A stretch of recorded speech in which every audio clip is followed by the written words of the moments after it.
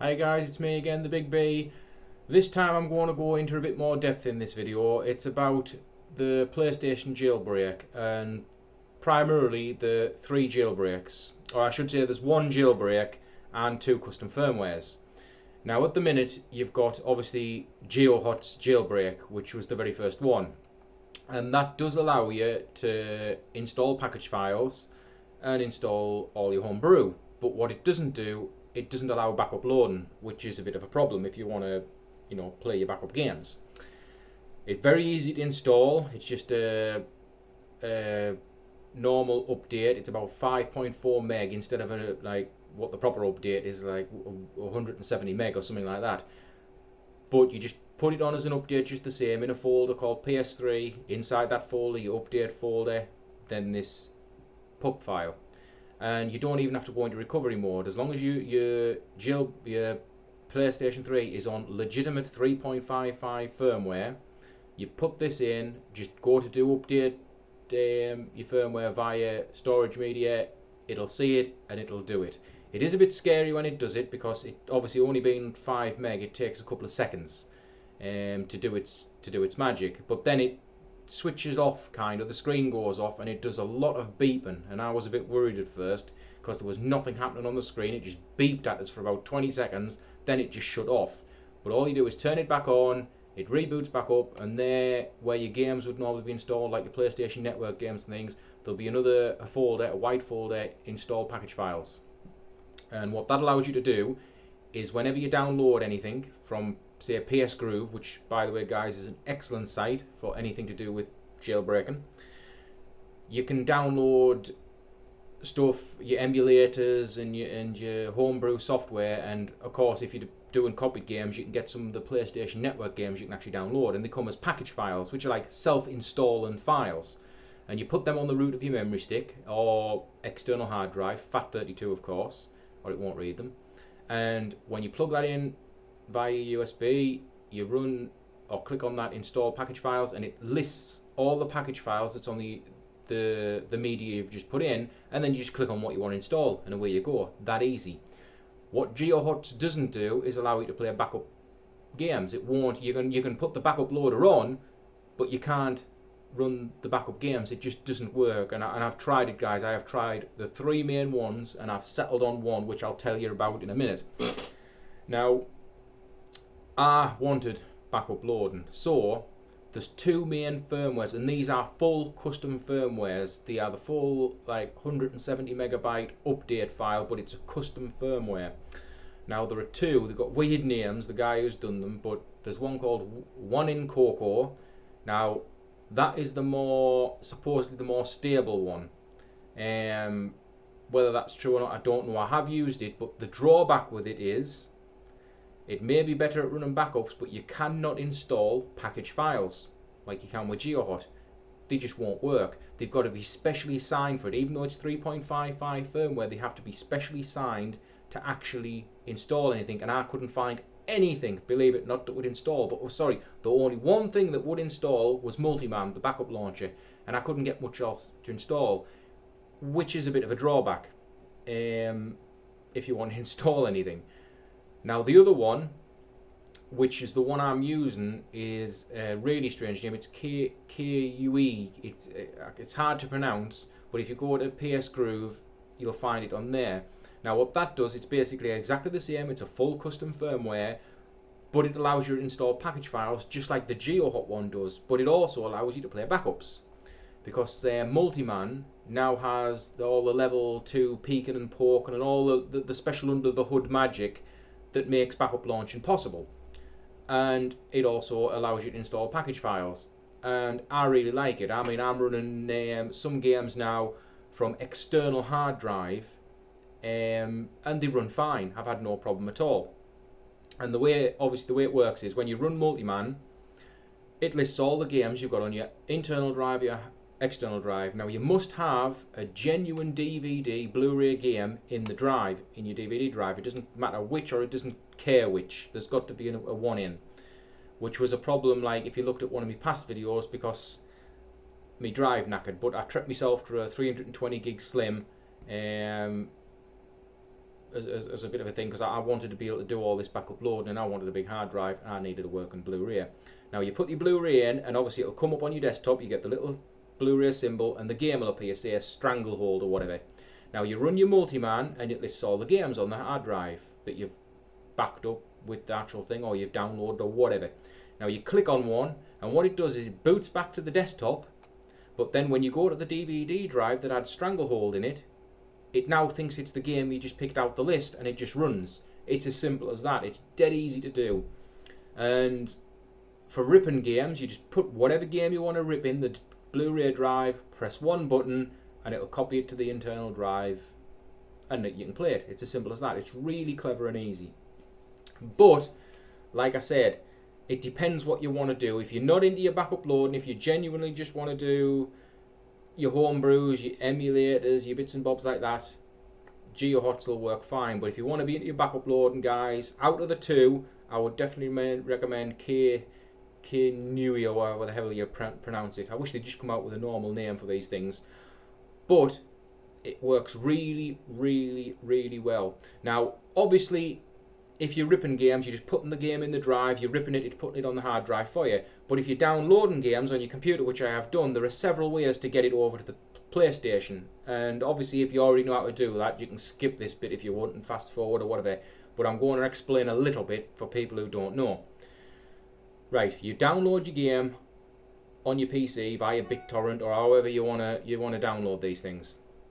And what you get is an exact snapshot of the disc, as if you'd ripped it. It's a folder, and it normally is BLEU, and it's a string of numbers. But basically, you've got a folder that's anywhere from 4 GB up to 20 odd gigabytes, the biggest one I've downloaded at the minute. Now you can either FTP that down via network if you want. And what you do is you run a program that you install on your PlayStation, FTP program, and it gives you an IP address. And you just use whatever you can use, Flash FXP, files, anything, any FTP program. You put that the IP address in, and then you get access to the PlayStation hard drives via your PC. And obviously, it's not rocket science. Then copy paste into the right folder. There's a game when you run Multiman, it creates a folder on your hard drive, your internal hard drive, or your PlayStation, called Games. There's already one called Game. But that's where it installs. Like if you download a game from the PlayStation Network and install it, that's where that goes. Or if you put in Multiman on, or the emulators and things, they go in there.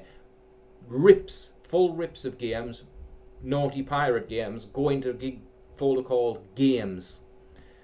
Now all you do is drag and drop, and it'll send it down the network. It may take a while depending on the size of the game. I think I did one just for the fact I could do it. I wanted to see if it worked, and it did, and it took a couple of hours. But you can also do it by just putting it onto an external hard drive or a USB memory stick if you've got one big enough, and just copy and paste it onto there. It has to be FAT32 formatted though, and what you can do then is transfer it onto there via your PC, run to your PlayStation, plug it in, and you can use a program on the PlayStation 3 which is like a file manager, and basically you have two sides. One side you pick the USB stick, and the other side you pick where you want it to go. So it's basically source, destination, and you just get to the folder, and there's again it's got it tells you what keys to press, key to copy, key to move, whatever. So you press copy, and as long as you're pointing in the destination is in that games folder, it says, do you want to copy that from A to B? Yes, and off it goes.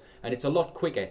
It's a lot quicker than doing it via the network, because I did Little Big Planet, and I think it took about 15 minutes to transfer it via hard drive, where it was going to take like about 4.5 hours or something to transfer it over the network. The network bit will be good, because if a game has a file over 4 GB, you cannot put that onto FAT32, it won't go. So obviously you're going to have a problem putting that onto the external drive, unless you use another. There is a third-party program that will split the bigger file up into things, but I don't like messing about like that. I don't know whether it hampers compatibility for the backup loader or not, but that's when you can FTP it, because obviously if you FTP it straight down the network onto the internal drive of the PlayStation, the internal drive of your PlayStation can handle files bigger than 4 GB, just the way it is. So you could just any of these games that's got the files bigger than 4 GB, just FTP them. any that have just got normal size files or none over that size, you can literally just do it via external hard drive, which is a lot quicker. But by the by, that's how you do it. It is that easy, and it's easier than what I even ramble on and make it sound. But like I said, if you're going to go for the backup loading, please, I really recommend going for the KNU firmware, for the sheer fact you can install package files as well. And I've done everything. I've put about 20 friggin' PlayStation Network games that you can download that I got off the internet, and every single one of them's worked. Okay, they work fine as long as the for 3.55 signed, they work flawlessly. And all the backup manager, I've got the FTP program, the file manager program, I've got all sorts on, and they've all just gone on straight away. But when I did swap to the One Coco firmware, nothing would install. I mean, literally, Multiman went on, and that was at a push, and then nothing else would install. I just got error, and when I read into it, like I say, that was the thing. It doesn't allow to install package files like that.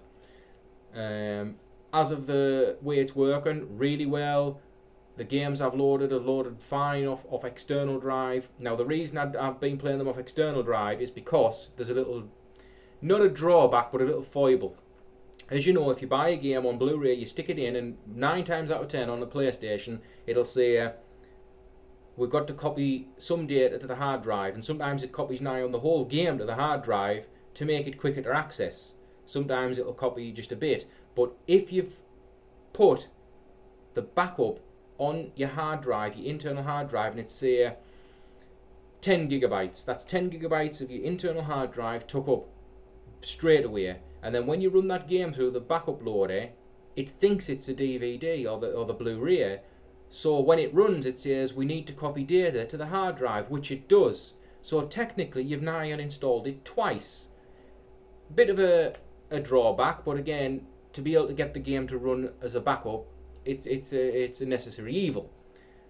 But you can imagine, if a lot of games are installing twice, it's going to limit the amount of games you can put on. But if you're running them off external drive, yes, they still have to install as they normally say they're going to, but it only takes up one amount, like one amount of data on your internal PlayStation drive, because the actual backup is running off an external drive, so it's taking up only half the space. Not all games do that. Not all games install themselves on the hard drive, but a lot do, because they sort of say it'll run faster off hard drive and it'll save wear and tear on your DVD drive or your Blu-ray drive. But that's just a little foible. And again, that's why I got the 320 gig PlayStation Slim, so I had plenty of space to play with anyway. Because if you download all the PlayStation Network games that are out at the minute that you can get, they run into some gigabytes. They range from about a couple of 100 meg up to about 1.5 gigabytes plus. And if you install a few of them, that starts mounting up into quite a bit of space. But I'm not going to take it too much further, guys, because obviously I don't want this video to be too long. We're already coming up to 13 minutes. But it's just a brief explanation of like what the different jailbreaks are, what the limitations of each one are, on what you want to do. If you go to, like I say, go to psgroove.com, excellent site. All the new firmwares that are coming out, or updates to them, are put on there straight away, and I have it linked through my Twitter, so I get, feedback straight away. All the emulators, all your homebrew, everything just is straight on there, and they tell you exactly what's what. Any updates, really good. So get yourself there, guys, if you're just getting into the jailbreak, or you want to get into it. And if you do want to get into it, it's not scary, guys. It seems scary, like when they're talking about, the GeoHot jailbreak, or like what I had to do to actually put the full custom firmware on. You have to go into like a custom mode. You've got to go into like a recovery mode, and it's just a simple case of like a few key presses on the on-off button things, and you've got to go into recovery mode and flash the new firmware. But it sounds scary, but it isn't. It's really, really easy to go into recovery mode. You just get a simple basic menu on the screen. You just, again, you get loads of scary things to do in that list, but the bottom one is just update your system, which you do, and then it doesn't matter what firmware is already on the machine, it'll just overwrite the new one. And that's how you've got to do that one. Where, like I said, with the GeoHot one, you just basically plug it in while the PlayStation's on, tell it to thing, and it does. But what I would say is, it's not scary, but read all the forums, read all the readmes in the PS Groove forums and things, and just check out other sites. As long as you know what you're doing, and as long, well, not even if you know what you're doing, as long as you read and follow things to the letter, and make sure you read all the comments that say, I've done it, it works fine, it works brilliantly. And like what I'm telling you, those two firmwares work brilliantly. GeoHot works flawlessly. It's the easiest one, but it has its limitations. I mean, I must have flashed custom firmwares, experimenting backwards and forwards. I must have done it 20 times. And each time I do it, I have to flash the original 3.5 firmware back on first before I flash another custom firmware. So you can imagine doing it like 15-20 times takes up a bit of time, but I've done it that many times and I have not bricked my machine. It's not faulted at all, and I've done it on 2 different machines, because I had the fat version and now I've got the newest slim version, and it's worked flawlessly on them all, and I haven't caused any damage or any problems. So alright guys, I'm going to leave it there. If you've got any questions, again, just drop us an email. I'll try to help you. All the information, psgroove.com.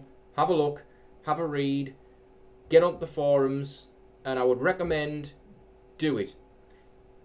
At the minute, online play is a bit sketchy. I have been online and played, and I haven't been banned. There are different ways of getting online, considering you need the new firmware that you can't really update to go online, but there's a couple of tricks you can do to get online. A DNS one, whether that's still running or I don't know, but there is another one, a program you put on your PC, gives you an IP address, and you put the IP address in your PlayStation, and it sort of links from the PlayStation through your PC through this program, which tricks the Sony PlayStation network to allow your PlayStation on. It's sort of like, sounds complicated, but it's dead easy. But I'm not bothered about online play at the minute. But if you are, again, look into it. Maybe hold off a little bit until the 100% sure that online gaming works. Like, there's going to be no bans, as we say, like Xbox. But if you just want to play, and there's lots of games you can play without being online, I would definitely recommend it. Get onto the torrent sites. There's loads of games coming out now. Bit big, some of them, like I say, 20 gigabytes plus. But hell, you know, which would you rather do? A lot of people, if you're paying like £49 a game, which a lot of people can't afford, you know, set it going, leave it, come back. Wait, some people within a few hours, depends on the speed of the internet, or just leave it. What some people do, going overnight. But whatever, even if it takes days, you get in the game. So I'm going to leave it there, guys. Any questions, just get back to us, and I'll see you on my next video. Thanks a lot, guys.